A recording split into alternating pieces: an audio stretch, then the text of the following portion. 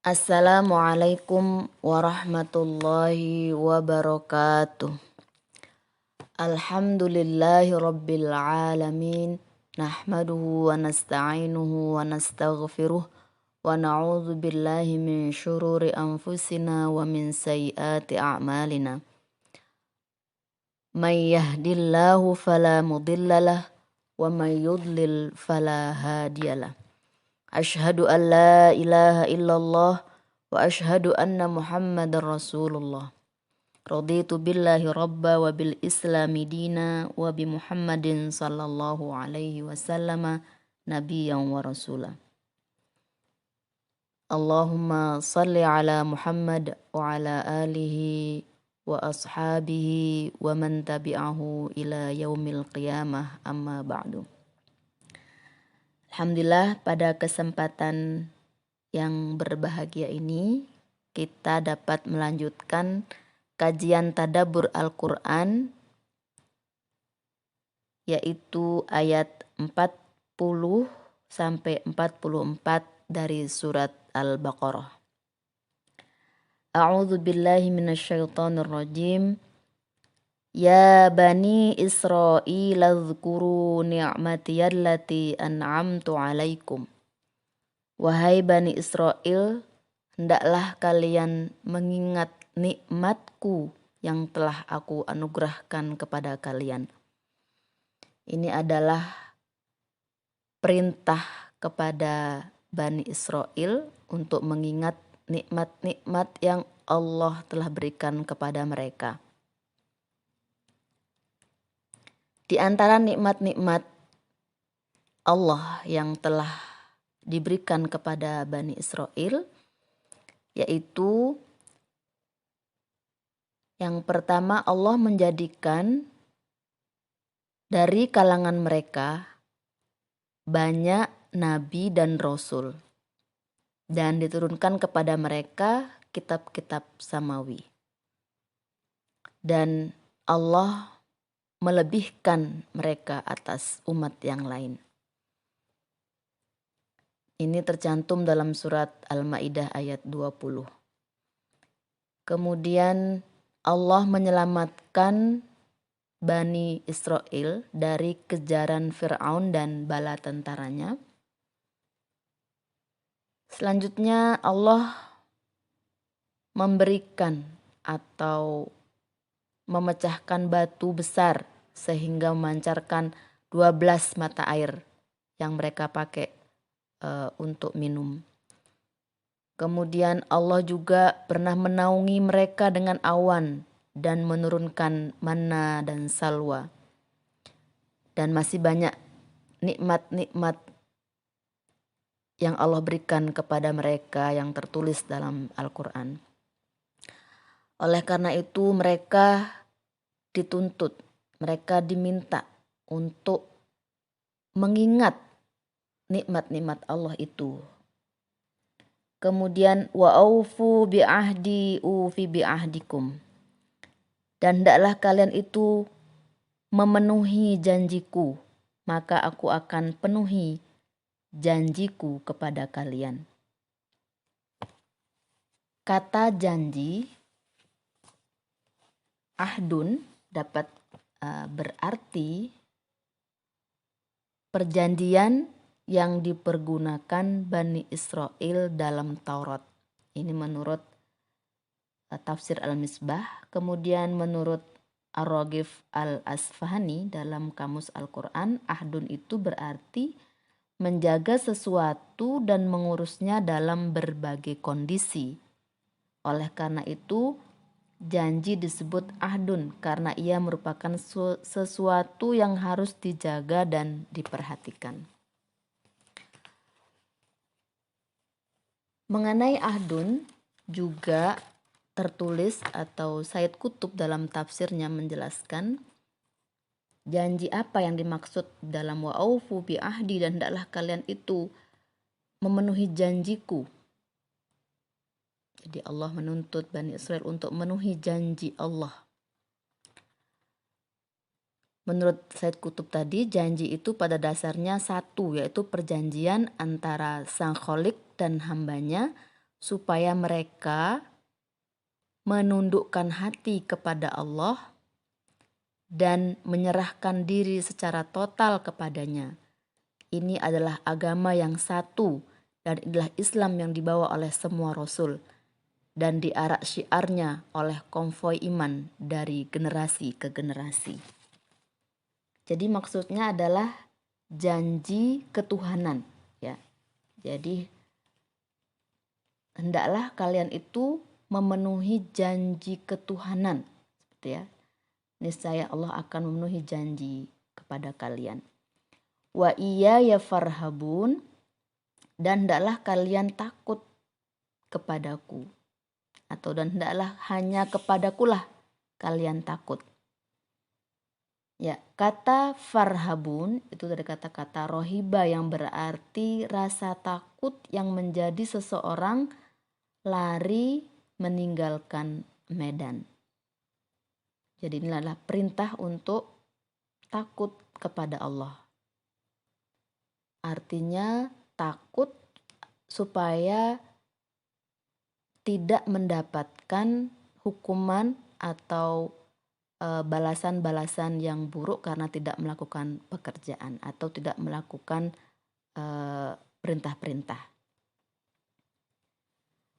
Adapun inti dari ayat ini adalah ayat ini ditujukan kepada Bani Israel untuk selalu mengingat nikmat-nikmat Allah kepada mereka dan selalu melaksanakan janji-janji dengan Allah, yaitu janji untuk mengesahkan Allah. Berikutnya adalah ayat 41. Wa aminu bima anzaltu musaddiqan lima ma'akum. Dan hendaklah kalian beriman kepada apa-apa yang aku telah turunkan kepada kalian sebagai pembenar terhadap apa-apa yang bersama kalian. Jadi ini adalah perintah untuk beriman kepada Al-Quran, di mana Al-Quran itu adalah pembenar daripada kitab yang bersama kalian, yaitu Taurat. Di mana Al-Quran ini adalah kitab yang terakhir dan mengandung kebenaran dari Allah yang membenarkan Taurat dan Injil yang murni sebelum ada penggantian dan penyimpangan. Wala takunu awwala kafirin bih. Janganlah kalian menjadi orang yang pertama kafir terhadap Al-Quran. Menurut Ibnu Abbas, artinya janganlah kalian menjadi orang yang pertama kafir terhadap Al-Quran itu, sedangkan kalian mempunyai pengetahuan tentangnya yang tidak dimiliki oleh orang lain. Secara lebih luas dapat dipahami bahwa seharusnya mereka menjadi orang yang pertama beriman dengan Al-Quran, mengingat adanya pengetahuan mereka terhadapnya. Wala tashtaru bi ayati tsamanan qalila, maksudnya adalah janganlah menukar ayat-ayatku dengan harga yang sedikit, yakni kemegahan dunia betapapun banyaknya yang kalian terima. Hal ini adalah sedikit dan murah dibandingkan dengan kesengsaraan duniawi dan ukhrawi yang akan diterima. Yang dimaksud dengan harga yang murah itu juga dunia dengan segala kemegahannya. Seisi dunia ini dianggap murah bila dibandingkan dengan keridhaan Allah. Di antara kemegahan dunia adalah kekuasaan dan kekayaan harta benda. Wa iyaya fattaqun, artinya hendaklah kalian itu takut kepadaku, karena ketakutan itu dapat mendorong kita untuk menjalankan perintah dan menjauhi larangannya. Menurut Tolak bin Habib mengatakan bahwa takwa adalah kamu berlaku taat kepada Allah, mengharap rahmatnya berdasarkan cahaya darinya, kamu menghindari sikap durhaka kepadanya berdasarkan cahaya darinya, serta kamu mengikuti hukum-hukum Allah dan kamu takut kepada hukuman Allah.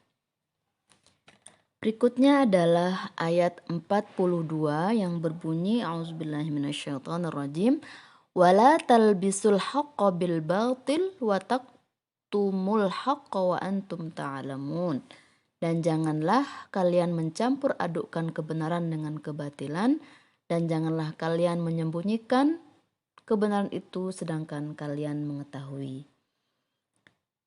Menurut Qatadah, maksud daripada ayat ini adalah janganlah kalian mencampur adukkan ajaran agama Yahudi dan Nasrani dengan Islam. Sedangkan kalian tahu bahwa agama di sisi Allah hanya Islam. Menurut Ibnu Abbas mengatakan bahwa janganlah kalian sembunyikan berbagai informasi yang ada pada kalian tentang Rasulku, tentang Rasul Muhammad, dan tentang apa yang dibawanya. Sedangkan kalian mendapatkan semua itu tertulis dalam berbagai kitab yang ada pada kalian. Jadi inti daripada ayat 42 ini adalah larangan untuk mencampur adukkan antara kebenaran dan kebatilan, dan larangan untuk menyembunyikan kebenaran sedangkan kebenaran itu sudah diketahui. Berikutnya adalah ayat 43. Wa aqimus sholah, dan hendaklah kalian itu menegakkan sholat. Kata-kata aqimu berasal dari kata aqama yang berarti melakukan sesuatu dengan sempurna. Jadi ini adalah perintah untuk menyempurnakan sholat. Wa atuz zakah, dan hendaklah kalian itu memberikan atau menunaikan zakat. Dan warka'u ma'ar raki'in, dan hendaklah kalian itu ruku bersama orang-orang yang ruku. Ini adalah perintah untuk ruku bersama orang-orang yang ruku. Jadi Allah menyuruh mereka, Bani Israel itu, mengerjakan sholat, menunaikan zakat, ruku, agar mereka itu menjadi bagian dari kaum muslimin. Berikutnya adalah ayat 44 yang berbunyi A'udzubillahi minasyaitonirrajim. Atamuruna an-nasa bil birri wa tansawna anfusakum wa antum tatlunal kitab afala ta'qilun. Apakah kalian akan menyuruh orang lain berbuat kebaikan sedangkan kalian melupakan diri kalian sendiri dan kalian itu membaca Alkitab? Apakah kalian tidak berpikir? Ayat ini turun berkenaan dengan suatu peristiwa, yaitu tentang seorang Yahudi Madinah yang pada waktu itu dia berkata kepada anak menantunya, kepada kaum kerabatnya, dan kepada saudaranya yang telah masuk Islam.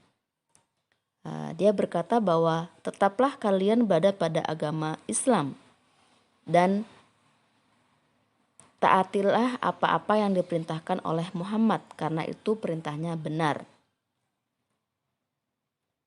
Jadi dia menyuruh saudaranya, keluarganya untuk masuk Islam, akan tapi dia tidak masuk Islam. Nah, ini adalah sebab dari turunnya ayat ini. Dan inti daripada ayat ini adalah memperingatkan kepada orang-orang yang beriman agar jangan hanya pandai memerintahkan kepada orang lain untuk berbuat kebaikan, tapi melupakan dirinya sendiri, sehingga tidak melakukan kebaikan. Sedangkan orang yang beriman itu membaca kitab dan mengetahui kebenaran itu. Demikian kajian tadabbur kita pada kesempatan kali ini. Nasrum minallah wa fathun qarib wa basyiril mu'minin. Wa nasta'fikum. Wassalamualaikum warahmatullahi wabarakatuh.